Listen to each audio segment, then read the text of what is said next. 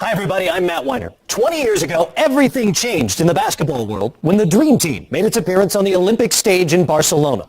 Fans across the globe saw the story unfold on the court as a Hall of Fame collection of talent dominated the competition. What took place behind the scenes has remained hidden until now. Up next, an NBA TV original documentary. It's NBA TV's The Dream Team, presented by Right Guard.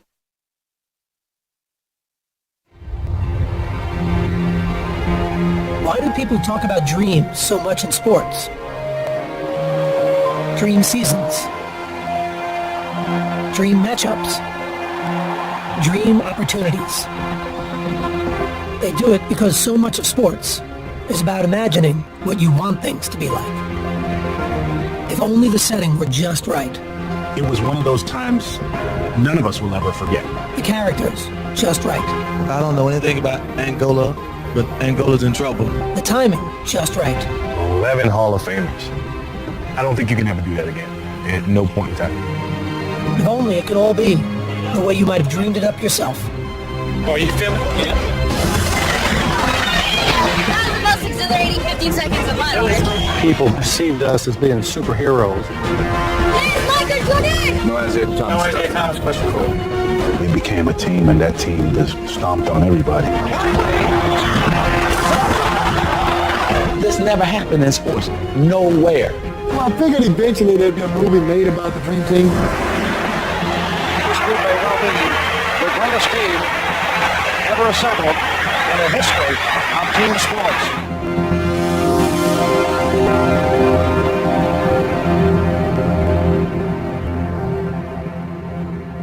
God bless you, and God bless America. 20 years can go by pretty fast, and the world isn't going to stop and wait for you to remember what it used to look like. 1992 was a time of change. New faces in America quickly transforming into cultural icons. None more so than the superstars of the NBA. The ball has repeated. Let the party begin. After the legends of the 80s lifted the league's profile to new heights, a fresh crop of players have blown the lid off.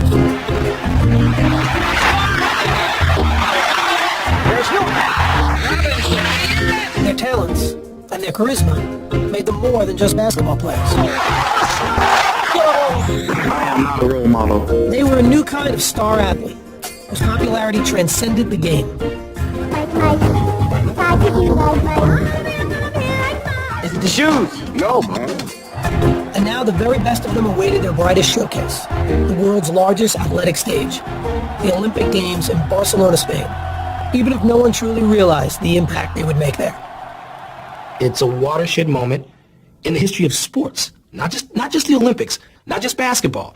It moved the culture along. But in 1992, not everyone was ready for them. Not everyone thought pro basketball stars had a place in the Olympics. This kind of thing had never, ever, ever been done. So there was a lot of, poking the bear, if you will, by people in my profession. Sports journalists and journalists in general were skeptical, angry, because this wasn't the Olympic movement. The Olympic ideal had always been about amateur competition, which meant the United States had always sent basketball teams made up of college kids. Teams that dominated for decades. In 1972, the Soviet Union was awarded a victory over the U.S. in a controversial gold medal game. The United States apparently had won the game, but the debate still goes on. To this day, that American team still hasn't claimed their silver medals. But that result seemed like a fluke when the Americans got the gold in their next two Olympic appearances. Gold medal. While the U.S. celebrated, though, the rest of the world was catching up. So in 1988, when the Soviets won again, there was no talk of any fluke. The United States goes home with a semi-final loss to the bigger, more experienced USSR team. I was embarrassed. I know some of the guys left their medals there in the room. They didn't want to take them home. Here we are, USA on our chest, and we didn't get the job done. But the amateur ideal had gotten muddled. While NBA players were prohibited from Olympic competition, professionals from other leagues abroad could play. If you played in Europe for money, you were an amateur, but if you played in the NBA for money, you were a professional, and so our players weren't eligible. Those other countries were using pros, playing against 18, 19-year-old kids. That is really unfair. Changing the hypocrisy, though, was the central goal of a European named Boris Stankovic, the head of FIBA, the World Basketball Federation. He was very much intent on lifting basketball up to the highest possible level of international sports. And if the whole world knew that the very best players in the world were not participating in the Olympics, that made it a second-class event. So in 1989, Stankovic issued a resolution to allow pros from all leagues to compete in the Olympics. But back in America, the NBA was lukewarm to the idea. We wanted to be good partners with FIBA to grow the sport of basketball, but we weren't particularly anxious. We didn't know what it would mean. We didn't know if our players would want to do it. We didn't know what the logistics were, but the vote passed, and NBA players were eligible for the Olympics. Now the issue wasn't about whether American pros could play, but whether the best players wanted to play. The one guy that, that we were a little concerned about was probably Michael. The thought back then was Michael Jordan plays 36 holes of golf 90 days during the summer. What the hell is he going to be doing playing basketball? I was hoping they would not ask me to participate. And I was trying to figure out a way graciously that I could decline.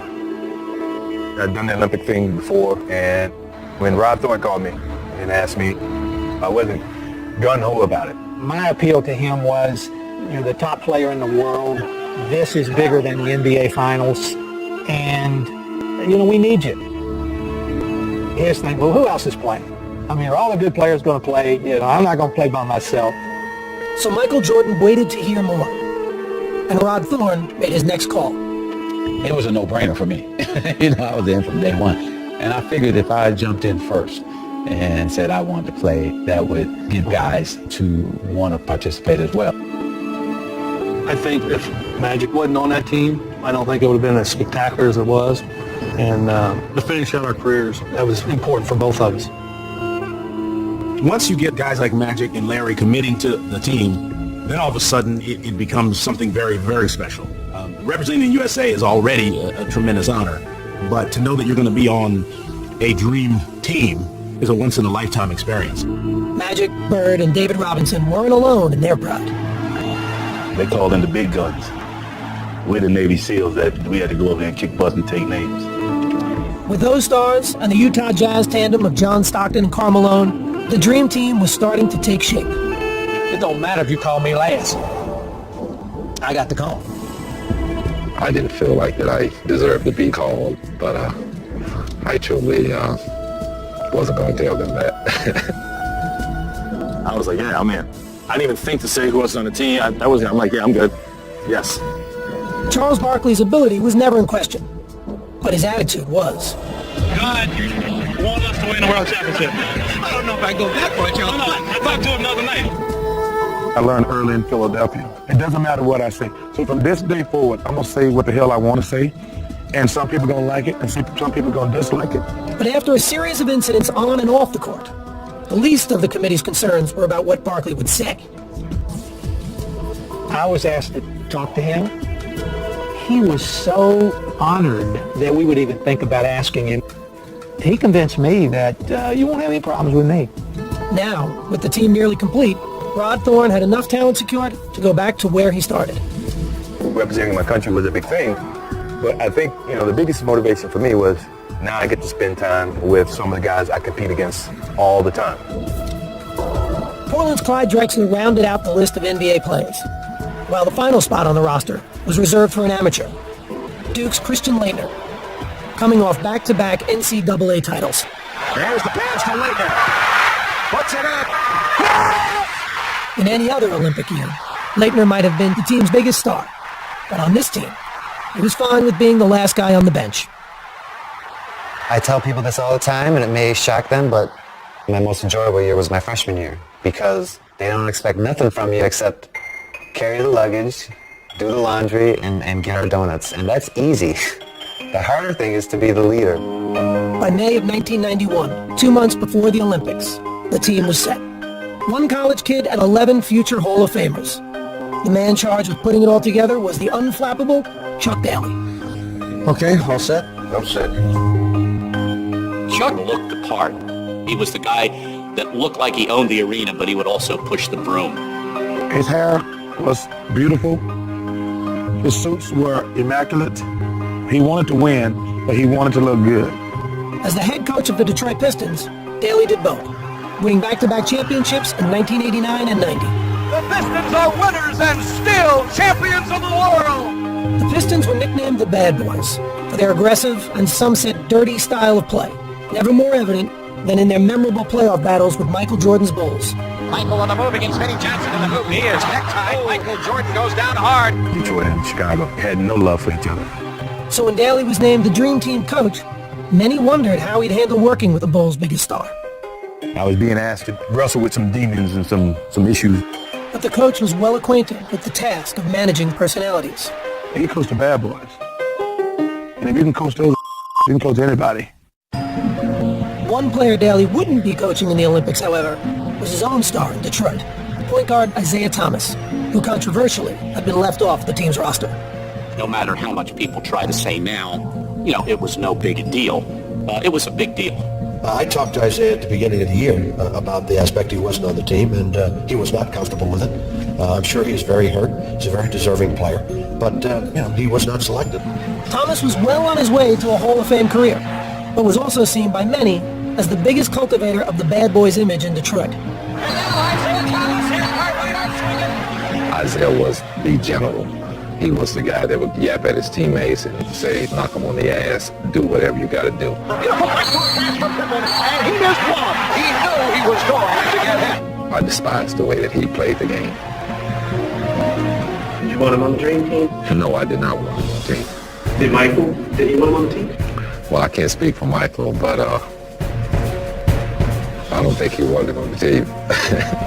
Now, there has been speculation that your icy relationship with Isaiah Thomas is the reason that he was not selected. Well, what is your reaction to that? That was one of the stipulations put to me prior to me even committing, that Isaiah wasn't a part of the team. I was getting strong innuendos that it wasn't just, it was coming from higher places that didn't want Isaiah Thomas on the team. Certainly things are being pointed at me because of our relationship and of course about the way that the end of the game between Detroit and Chicago ended.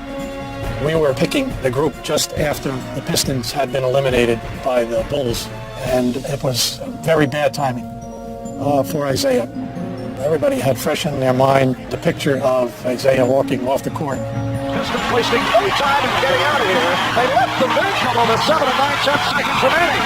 The Pistons just left. When the Pistons walked off the court before the final bell, I think it left a bad taste in a lot of people's mouths. All right, no Isaiah Thomas. No Isaiah Thomas question. Cool. Jordan and the team were done answering questions about Isaiah. But with training camp approaching, a bigger question would need to be answered. Hello, how you doing? How would the 12 stars that were selected play together? Welcome. Training camp began on June 22nd, 1992, in La Jolla, California. And when the gym doors opened, no one was quite sure what to expect, especially the players themselves. There's a lot of egos in one gym and on one team. Everybody wanted their form to shine and showcase why they were a part of this team. With all these stars on the team, if it comes down to the last shot, who's going to take the shot? Me. Everybody in the world has an ego. The only difference between us, we have a reason to have an ego. Every one of us felt like we was a Everybody. And when practice started that first day, every player seemed to be trying to prove just how great they were. It was a very competitive practice, and I'm thinking, aren't we all on the same team? Patrick, I want to play with David. I want to play against him. And you hear Michael say, I don't want to be on Magic's team. I want to play against him. Every evaluation of Michael Jordan at that time was, he's good, but he's never Magic Johnson. In my competitive nature, I want to use every little bit that I can gather so that I can gain an advantage. Karl Malone, he's the only guy I would even compare to myself at the power forward position. So I want to prove that I was the best power forward in the world. Charles. Yeah, he's a great talent. Do I think he's better than me? Hell no. So let's do this. By the time this over with, you're going to be thinking I'm damn good too. The first practice, Barkley drives baseline, and Karl Malone jumps up like this. Barkley just dunked on him so hard. It was just an unbelievable play. I felt like, man, I cannot believe that I'm part of this practice. A few days later, the team had a chance to acclimate themselves to playing on the same side. Chuck Daly had scheduled a scrimmage against a select group of college players, a group thrilled to be facing off against their idols. I found out today I might be picking up Magic a little bit full court, so, things are just happening for me that really makes me happy. My whole thought process was don't embarrass yourself, and that was like the theme for me, like just hang in there. A lot of those people that I've looked up to, Barkley, Malone, a lot of those people talk confidence, and I think it's going to be a good matchup, There's no advantage on either side. For the college players, it was a chance to see how they'd match up against the world's best. For Coach Daly, it was an opportunity to get his stars to grow into a single unit. I think we're somewhere between the mentality of an all-star game and trying to come together as a team. So we've got to continually work on this. Daly had been hired for his ability to manage personalities and egos. And when the scrimmage began, it became apparent that his players had left one of their biggest weapons, those egos, somewhere else. A non-fan would think, well, they're going to go in there and they're each going to want their own ball, and Jordan's going to be hogging the ball, and Magic's going to be dribbling all over the place. Point of fact, it was the exact opposite. They overpassed. It was like, I don't want to start it off. You do it. And before you realize it, the select team was beating us by 10. We didn't know how to play with each other. We didn't want to step on anybody's toes or hurt any egos. And so these young kids, they were killing us. We were not into it, and we paid for it. Chris Webber was a man. I thought, boy, that's the guy's come this league. I can get out of here. Bobby Hurley was dominant. I did have some success penetrating and collapsing the defense, and our energy, our excitement to play, all those things played in our favor. Bobby Hurley didn't play 2 seasons in the NBA. Nevertheless, it did expose the one weakness they could have had, which is defending against quick guards. They were playing great. Then I noticed that Michael Jordan stopped playing. I'm just saying something. Chuck, then he said, we're all right. We're all right. Daly watched as his players failed to make up the deficit. And in their first taste of outside competition, the Dream Team lost. A story their coach didn't want the press to get their hands on. I remember Chuck saying as soon as the game ended and we were getting ready to let media in, it was erase the scoreboard.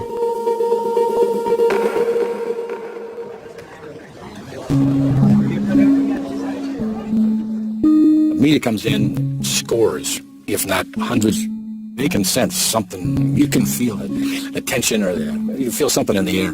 Well, some of these college players we just got through playing against probably should be on this team, but they'll get their chance. The teams posed for a picture together, both not sure what to make of what had just happened. But the man in charge may have had the answer. He threw the game. Chuck threw the game. If you look how much Jordan played and how he subbed guys in, not picking up, not making any adjustments, he knew what he was doing. It was legit. It felt tremendous. What we were doing that day, they couldn't stop it. There are kids who believe in Santa Claus too, and the Easter Bunny, and now that they've grown up, I hate to burst their bubble, but it was a game thrown. Not many people would have done it, and he did it. It was gratifying to Chuck for us to get our butts beat like that, because now we had to listen to it here. From then on, he had a way of just saying, you could lose. After fixing his collars and his hair, his speech was, anybody can get beat, so you got to be ready to play. And I think that's the only speech he ever gave us. The message got across. Chuck couldn't have been happier, I'm sure. It was brilliant on Chuck's part to be able to orchestrate that and play along like he didn't. Why didn't he tell you guys? We probably would have screwed it up. The next day, training camp ended with a rematch against the college kids. And once play started, everything made sense again. The tables were turned drastically. We showed them why we are who we are. We pretty much beat them by 100. They couldn't score. And by the way, Jordan played a lot more of that next scrimmage.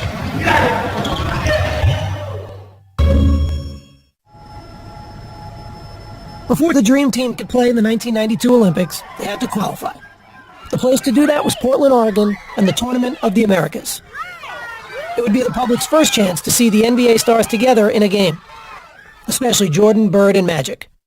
Daly had asked all three to be team captains, but Jordan had turned him down. I knew how much it meant to both of those guys because they never had the opportunity to play in the Olympics. So I said, you know what, Chuck, don't worry about me. Let these old dogs do it. Magic and Bird weren't just the team's oldest players. They were also the most revered. They had entered the league together in 1979, embarking on a rivalry that had redefined the NBA. And along the way, their personal admiration for one another had grown. Magic's just a great basketball player. He's the best I've ever seen, Unbelievable. I don't know what to say. In 1992, they'd be getting the chance to share the ball. But the opportunity would be coming at the end of their careers. Bird had given his soul to the game.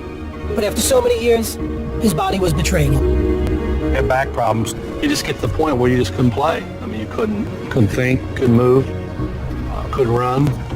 If you can't feel your feet, it's hard to run.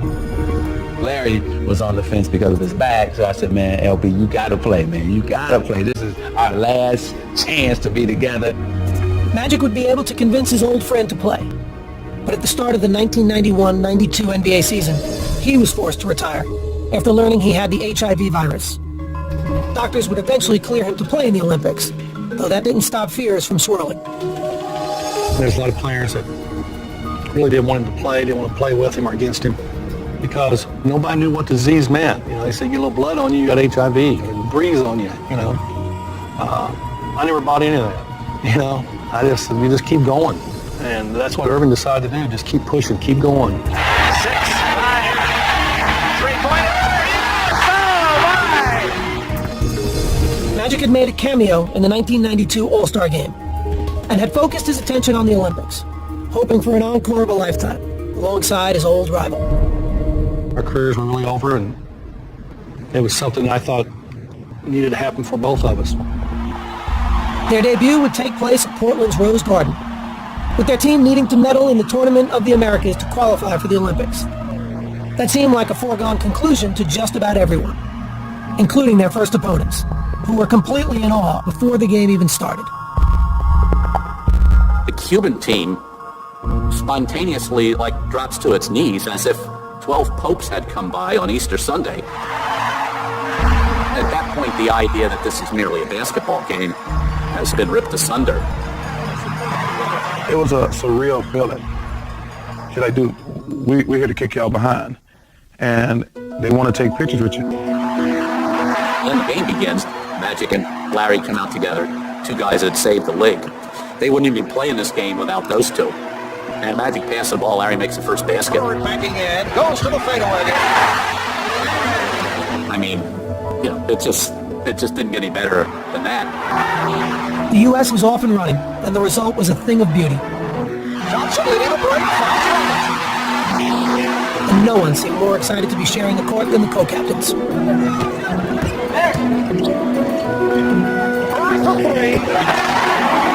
Opening night was a smashing success, with the outcome never in doubt. And late in the game, fans in Portland decided they wanted a curtain call from a three-time MVP. The crowd started cheering. Larry, Larry, Larry. Crowd reacts to the entrance of Larry Bird, a standing ovation. And as he'd done so many other times in his career, Larry Bird rose to the occasion. Jordan with the ball. Here's Bird. You just knew that Larry Bird was not going to miss that shot. It was a virtually flawless performance. The final margin of victory was 77 points. And Magic and Bird had led the way. For Magic in particular, after a year out of the game, the victory had a special kind of meaning. Living with HIV, never even thinking that I would ever have a chance to play basketball again, and then basketball for the United States. It was therapy for me, and I needed that in the worst way. And then there was the matter of making sure Michael Jordan knew he was back as well.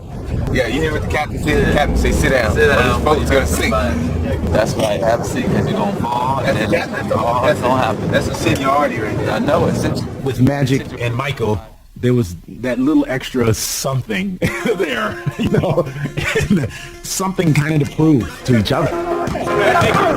I took it upon myself to always shoot with Michael.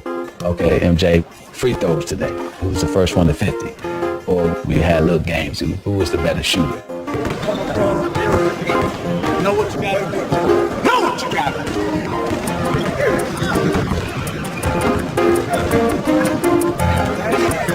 He didn't want to relinquish that control of the 80s, in a sense, even though we were going into the 90s. Don't touch the phone. One hand, don't touch it. Don't touch it.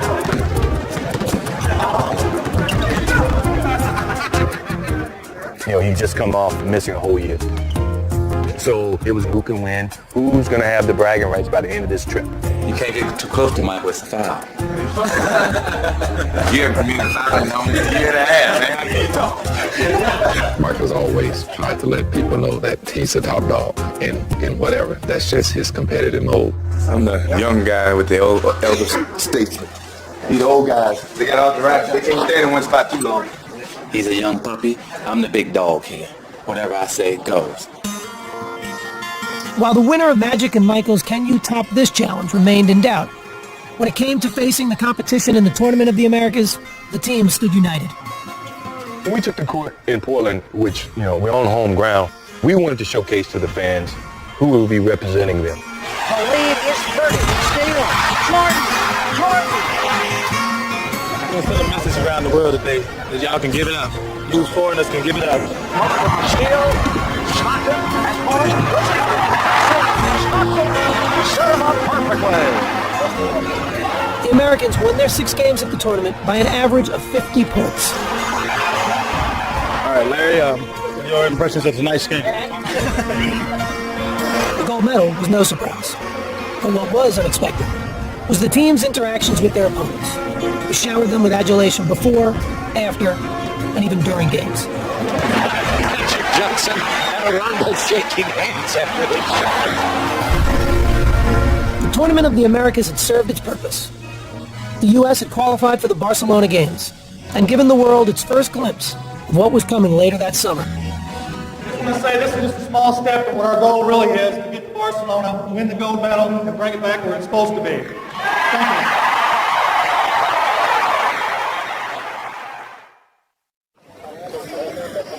On July 18th, 1992, with the Barcelona Olympics a week away, the U.S. men's basketball team headed overseas. Straight back into the left. Try to follow on that. They would hold several days of practice in Monte Carlo and play one more tune-up before heading to the Olympics. The luxurious setting on the Mediterranean Sea was fitting for what already may have been the world's most famous team. Monte Carlo is one of those glamorous cities, and here we were with the most glamorous team ever. So it's kind of a rock star-ish kind of a thing. The players were relaxed and confident, and willing to admit there's more to the trip than just basketball. I don't worry about playing basketball. That comes naturally. I just want to have fun. David Robinson, Pat Ewing, Michael Jordan. This is like spring break in the ghetto. The opulent resort town was a playground waiting to be explored, and the players weren't shy about enjoying themselves.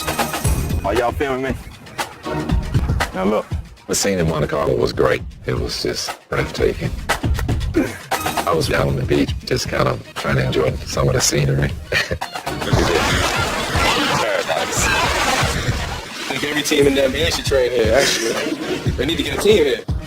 Every day we got back to practice, we made a beeline to the swimming pool because all those girls were laying out topless. I'm going to be in that pool so much the next 2 days. I think I'm on the swimming team in Barcelona. We're all out there with our significant others, and all these women walking around topless coming, can I have an autograph? So I signed it, and Michael Pop's been telling us, usually you tell everybody no, but because this lady coming over topless, you're going to sign her autograph. My wife looking at me like... The best part about it was Patrick Ewing buying the beer at the pool. You know, $7 a beer, I never heard of that. Of course, Patrick didn't drink, he didn't know how much beer was. One thing you don't want to do is drink beer with Larry Bird. Larry Bird drinks Budweiser, which Budweiser is the strongest beer in the world. And my head hurt for like 2 days. They were used to being opponents, but Monte Carlo was proving to be the perfect place to find common ground. I got the coach. That means we get to go first. Michael Jordan enjoys his golf, as did Chuck Daly. I got the coach. I got carte blanche. You know what I mean? Michael and Chuck played almost every single day, if not every day. Come off the hill. That may be green, Chuck. Chuck was planning his practice schedule around our golf time. That to me was ideal. Play a little bit of basketball, play a little golf, and you're in Monte Carlo. Yeah, it sounds like a basketball. The relationship that a head coach has with his main guy is incredibly important. Chuck's ability to get Michael is amazing because think of how bitter enemies they had to be. Chuck devised the defense that drove Jordan out of his mind. And yet, here they are playing golf together. Jordan could really have unbelievably bad feelings towards Chuck. Chuck understood that, and he embraced them. Chuck, I mean, I gotta give you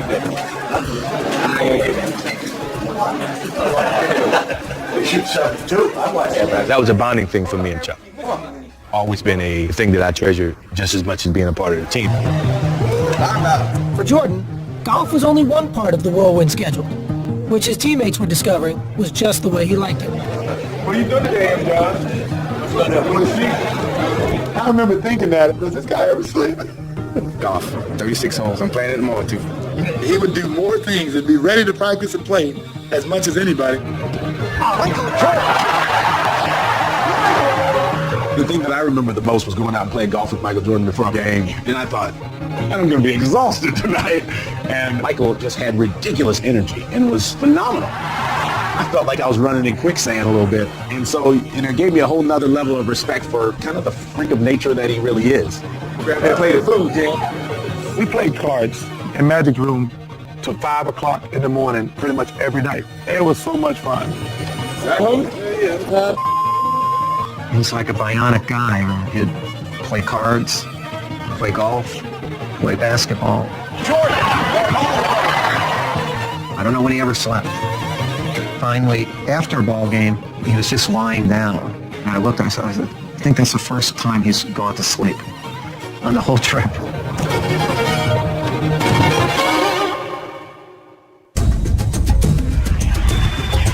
After a few days in Monte Carlo, the players returned to the court for an exhibition against the French national team. Everybody had their eyes on one team. We could feel it. It was just such talent, such incredible skill, and it was just such a pleasure to watch. The Americans won the game easily, even if their performance was far short of seamless. A lot of sloppy passing. I didn't like any of it. That was a terrible game, and U.S. looked half interested. And so Chuck kind of the next morning in Monte Carlo, even though everybody was a little hungover and tired, had to really kick their butt. Chuck says, okay, this is what's going to happen. We're going to play it like a real game. We're going to play 4 quarters. We had me, Scottie, Mullins, Bird, and Patrick, and Magic had his 5. We weren't going to change that team at no point in time. You got your 5, I got my 5. We gave them the college guy. You can have Christian Laettner. We don't want him. You can have him. He's just over there waiting to tag in. But it was about pride, and the college kid couldn't help either one of the team. Michael Jordan called Clyde out and went at him. Tell him, this is what I'm going to do to you. Fall away jumper. Good. What did I tell you? So I said, no, Clyde, you better get him back. You better get him back.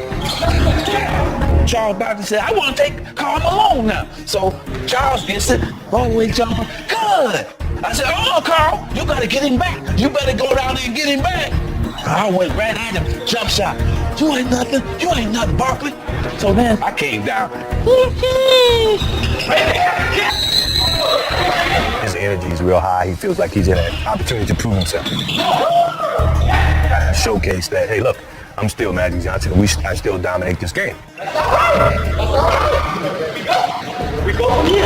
Magic was saying, you ain't the guy, and we got other players in this gym. It doesn't take much to get Michael going. Just a little something to tweak him, and it's on.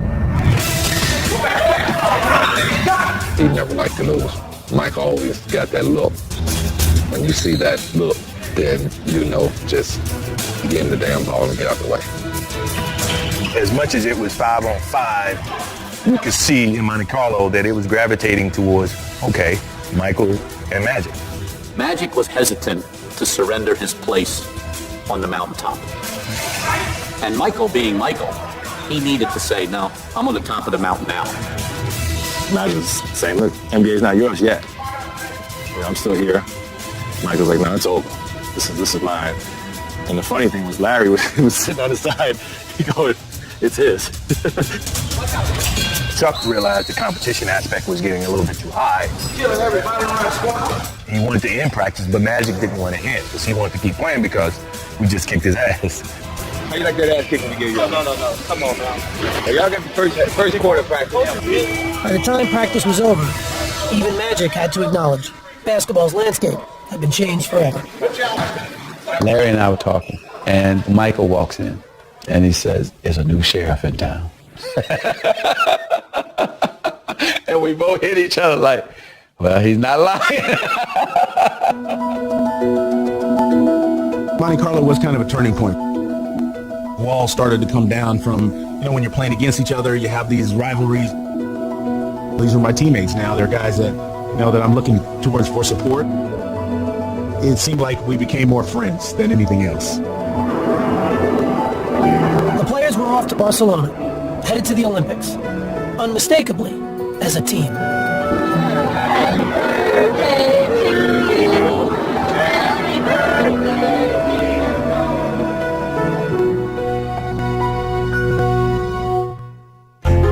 NBA TV's The Dream Team, presented by Right Guard, will continue in a moment. The United States men's basketball team landed in Barcelona for the Olympics on July 24, 1992. In store was an experience unlike anything they or the sports world had ever seen. The plane landing in Barcelona, helicopters flying over it. We're thinking, wow, what is all the commotion? What happened? And then we figured out they were there for us. That was the first time that we realized how popular and how enormous this thing was. I was like, guys, if we lose, it's going to be like the biggest upset in sports history. Barkley was right.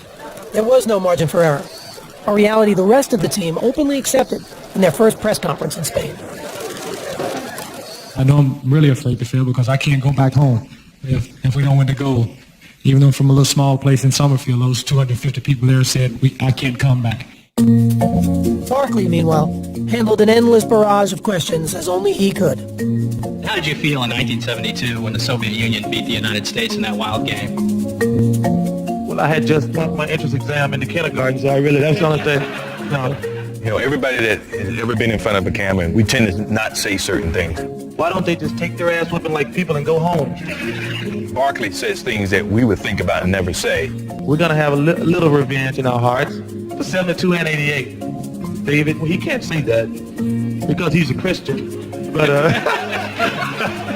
he said, man, you don't talk honestly enough to the media. You need to tell them what you really think. And I said, Charles, you talk too much to the media. You need to stop telling them everything you're thinking. And when Charles was asked about the team's first opponent, his prediction was as honest as ever. I don't know anything about Angola, but Angola's in trouble. I think. Just moments ago, the Dream Team boarded the bus outside their hotel along the Rambles. They're heading for their first matchup in Barcelona with the Angolans. I can remember the first game, the real game, when we came out of the locker room and stepped on the court. And I finally said to myself, I can't believe this, I'm here. At that point, we were in serious Olympic mode. This actually may be the biggest mismatch of the entire Olympics. Barkley on good speed for Mullin. He drove the foul. The U.S. with a 46-1 run. 46-1. It was just a tremendous atmosphere because there was an appreciation for how great the U.S. players were. After the first half, Barkley's pregame prediction appeared dead on. But in the second, Charles found some trouble. Many of the players in Angola, they play against South Barkley. they told us there's no a kid, a fat boy, is many aggressive in the paint. Rebound Barkley. Rebound Barkley. And it's fouled. Well, Charles getting a bit aggressive. I thought they were playing dirty. And I told old boy, I don't even know if he understood my day, man. He's up on the elbow. Barkley from Pippen. I let it go twice. You can see the frustration of Barkley. And next time I just cracked it. Barkley from Pippen. A technical foul has been called on Barkley. To his dying day, Charles claims the guy elbowed him 3 times. I said, Charles, you know, you're full of crap. No, it's not true. I didn't have a battle before the incident. People always say, turn the other cheek. If you turn the other cheek up, we hit you another cheek too. I thought, what are you doing, Charles? The guy is half your size. But you know, Charles is an equal opportunity abuser. Erlander Coimbra did not think it was a friendly elbow. That's the same guy just asked for an autograph, Charles. I mean, you think he's not intimidated? I think he's act like a bully, but maybe it's from his personality. The United States has defeated Angola by the score of 116 to 48. The game may have ended in a rout, but afterwards, the result was overshadowed by the controversy. Wilson elbow. Well, he hit me, I hit him. That's what it is. Charles made you look like the ugly Americans, which we were trying not to do. We said to Charles, look, man, you're a reflection of all of us. So if you do it, they're not going to write the article that Charles Barkley did. They're going to say the dream team.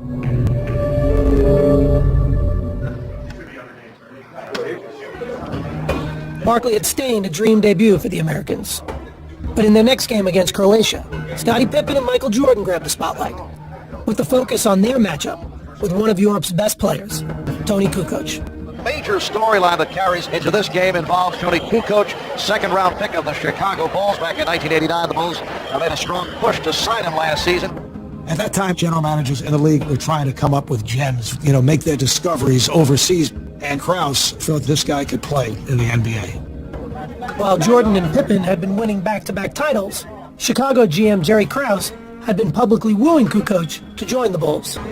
Krause was recruiting this guy and talking how great he was. It's like a father who has all his kids and now he sees another kid that he loves more than he loves his own. So we were not playing against Tony Kukoc. We were playing against Jerry Krause in a Croatian uniform. But unfortunately for the real Tony Kukoc, he was now the target of the world's 2 best defensive players. They were debating who was going to guard him. No, I got it. No, I got it.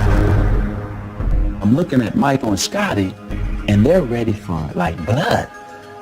Man. We knew the world was going to be watching. We knew everyone wanted to see what Tony Kukoc was like, and we were going to give him the worst experience he ever had on the basketball court. Pippen drew the initial assignment of shadowing Kukoc and harassed the Croatian from the opening whistle. It was hard to run across the half court without a ball. And with the ball, it was just, here, somebody else get it. Tony definitely wasn't getting a shot up, and he wasn't going to score. Kukoc is nothing for 4, and he's contributed nothing. We wanted to go guard him on the bench. Kukoc is called the offensive foul, and the pressure continues. And after Pippen wore Kukoc down, it was Jordan's turn. Kukoc, stolen by Jordan. He reads the penalty, he slammed down. Them dudes were all over him. Here's a 3-on-2. I had questions from my teammates during the game, like, what is going on? Do you not see that they're really trying to get you off the court? And I'm like, so what? I guess that's how NBA game is played. Pippen, Jordan, and the Americans cruised to another victory. This one by 38 points. But the domination had its detractors. This team of All-Stars is almost too good. Is it a positive or a negative? The question was now being asked, was the Dream Team too great for its own good? This team of All-Stars is almost too good. Some think that we should go back to the collegians. It's been too easy. I think then we ought to ban the African runners from the 10,000 meters because they make it look so easy as well. This is about our best, and this is wonderful for the sport of basketball. Irvin, there's been some comments that the Dream Team is getting all the attention and there seems to be some resentment about it. Have you heard about it and do you have any feelings about it? Basically, we haven't heard about it. We're just here to do our job. The media may have been looking for signs of a backlash, but in Barcelona and in the world beyond, the embrace of the Dream Team is universal. You're really gonna stand out and root against Picasso? I mean, seriously. They rooted for genius at work. I kept thinking that the attention would dissipate. They're going to play the first game. They're going to win by 60. People are going to go back and watch track. A 60-point lead. It didn't. It kept building and building and building. The U.S. with another trouncing 127-83, 127 points. Workers were trying to get autographs. The security people were trying to get autographs. All the athletes were standing on side like a parade. It is a 58-point lead. People perceived us as being superheroes.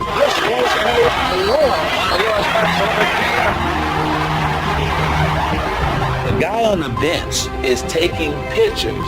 And I said, wow, we are having an effect over here.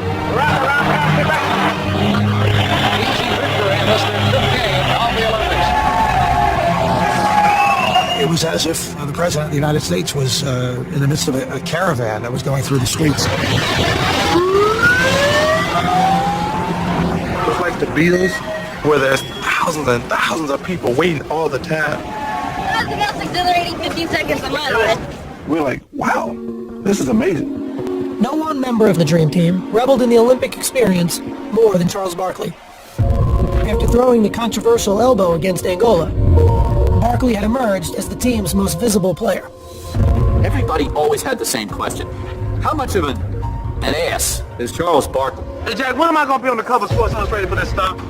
I should be on the Dream Team cover. And then every time you'd go spend time with him, you'd just realize that he was the most enjoyable act, not only in all of sports, but possibly in all of pop culture. Sometimes I dream that he is me. Right away, I told my editors, I said, well, the number one angle here is what is Charles doing? And if you wanted the answer to that question, all you had to do was follow the crowds. They're like, we don't want you guys out and about because we don't know how safe it is. And I'm like, dude, I'm at the Olympics. I'm not going to stay in my room the whole time. So Barkley strolled Los Ramblas, a man of the people, if ever there was one. Man, I walked up and down the Ramblas every night, and the people were fantastic. They all wanted autographs and wanted to take pictures. We could be inside the hotel. Soon we heard the big roar. We said, there go Charles. So Charles would be walking, and then thousands would be following him everywhere he went. He was the Pied Piper. Charles would go over to the village and find the Angolan players and hang out along the Ramblas at night. He was the most memorable person of the 1992 Olympics. I just saw this touch he had. I don't think anybody else in the world could have done it besides Charles Barkley. At the end of the day, he was America's best ambassador. Barkley was celebrated for experiencing the Olympics on his own terms. More quietly, one of his teammates found a way to do the same. We had the motorcycle escorts and we bust through traffic like Dick Tracy. But this one day we got stuck in traffic and we're just sitting there. Finally I said, that's it. Let's go. Anybody wants to go with me? I'm in. He'd get off the bus and his family met him. He started walking right through the middle of everybody and nobody noticed him. I'm still on the bus, seeing him walk down the street, and I'm saying to myself, I would give anything to do what he just did. See, guys, this is called the Ramblas. See all the footprints? All right. So Los Ramblas, it's like Times Square or something. There's just so many people walking. I'm 6'1". I'm about the average size of everybody else on that little walk. So I'm walking with my family and I have the camera and nobody's noticing. You think it's the sunglasses that's fooling them? Must be. Hi, you from America? Yeah. Whereabouts? Whereabouts? Massachusetts. You been watching the Dream Team at all? Yeah, they're pretty good, aren't they? Yeah. No attention whatsoever. Finally, we ran across this lady who had the Dream Team and all the pictures on her T-shirt. Hi, are you American? Sure. You look wonderful. Why, thank you. She started speaking real excitedly about each of the players. I said, have you had a chance to meet anyone? We met Charles Barkley the other night. Did ya? He's a hell of a player. I see you got all the players right there on your shirt. Is Charles the only one you've ever seen? Hey guys, do you know any of those guys on there? I think my oldest son, Houston, ruined the surprise. That's your dad? Too bad he's not here. I do, yeah. I can't go anywhere without being bugged.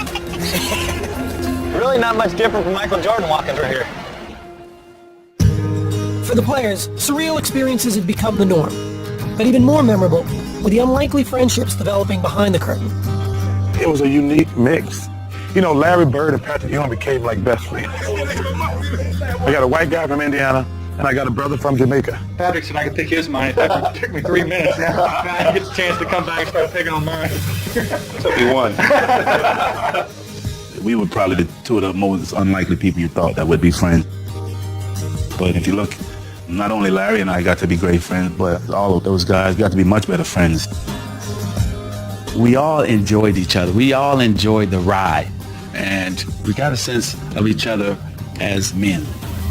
Then, when we got to the court, it made it even better. The Dream Team's chemistry turned out to be the hallmark of their success, as the players closed in on what they came for. Their big margins of victory may have been a testament to their dominance, but numbers couldn't capture what made watching them so unforgettable. Guys played the best basketball you've ever seen in your life. It was literally like great poetry or great art. At times you feel you're watching a performance, a concert rather than a basketball competition. This was fun.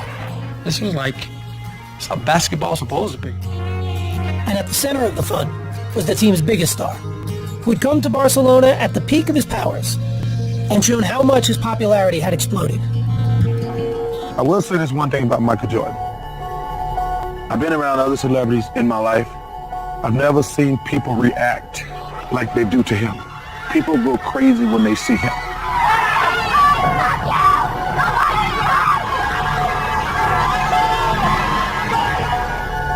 In every corner of the world, there was someone who just wanted to see him. Please, Michael Jordan! No one had the sort of pull, the gravity that Michael Jordan had. Jordan had initially come to Barcelona reluctantly, but an early morning trip just before the gold medal game revealed how meaningful his Olympic experience had become. What time in the morning is it right now? 6:30, 6:45, 7, something like that. No drinking coffee. There's gotta be a hurry. Can we go now? Where are you from? Albuquerque. Albuquerque, New Mexico. Big fan of yours. Everyone's a big fan of yours.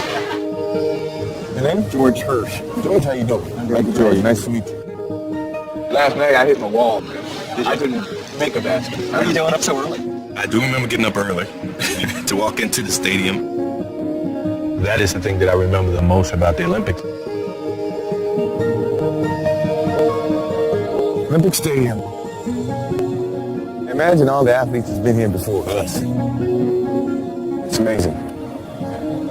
What about Edwin Moses? 122 consecutive races.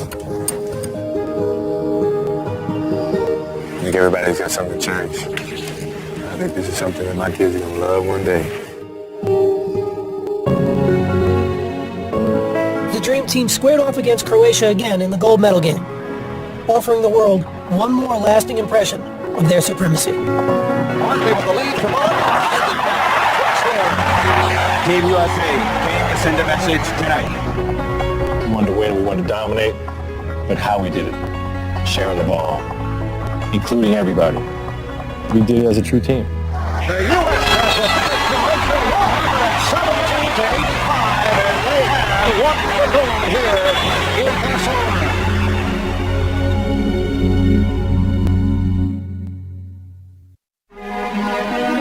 Campeón olímpico y medalla de oro, el equipo de los Estados Unidos de América. There was never really any doubt the Dream Team would win gold in 1992. But as they walked back onto the court to get their medals, the moment still overwhelmed them. You saw a lot of tears from players. It was a very proud moment for me because anytime you represent your country, you know, that's a prideful thing.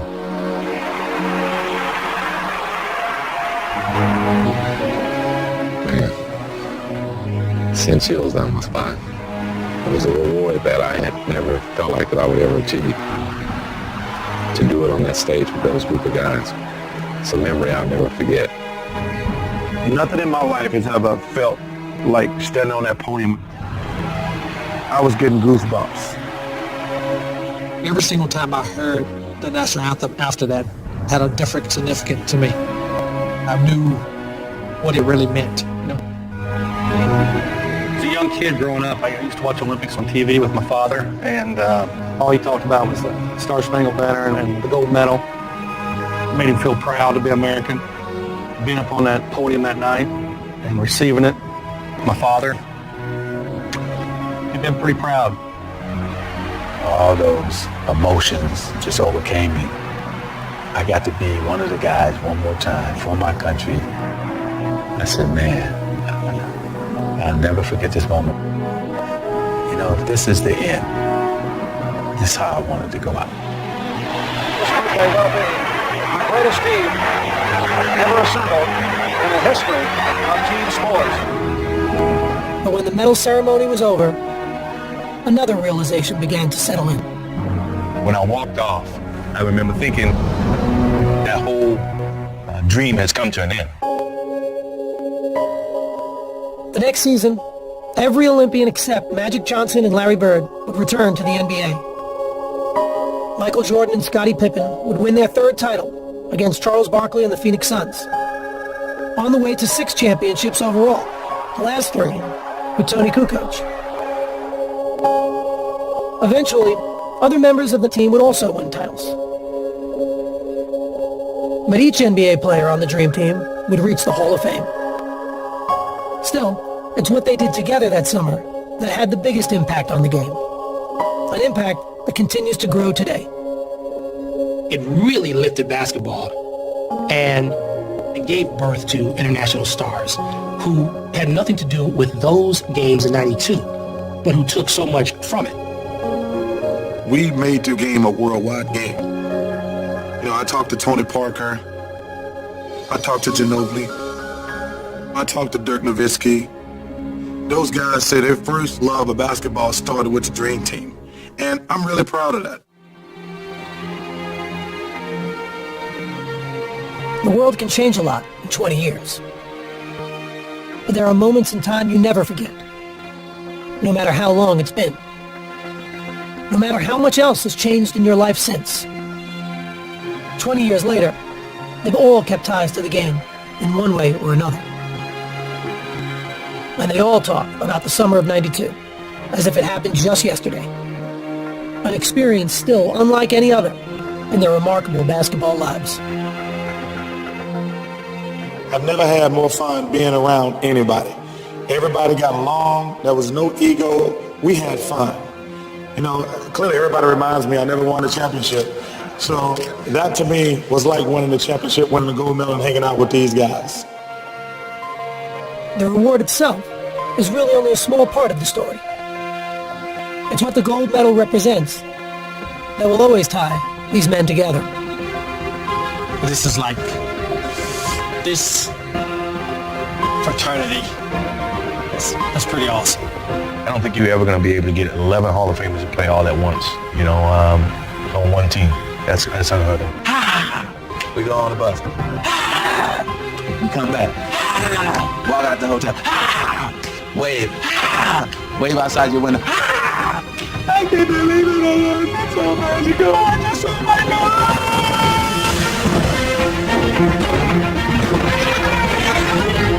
It changed sport as we know it.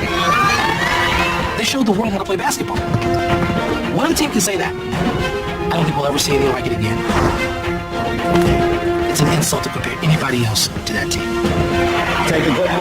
Brett will never see a team this great again.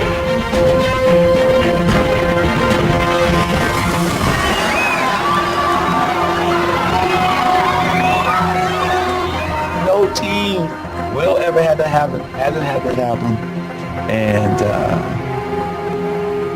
that's the dream team.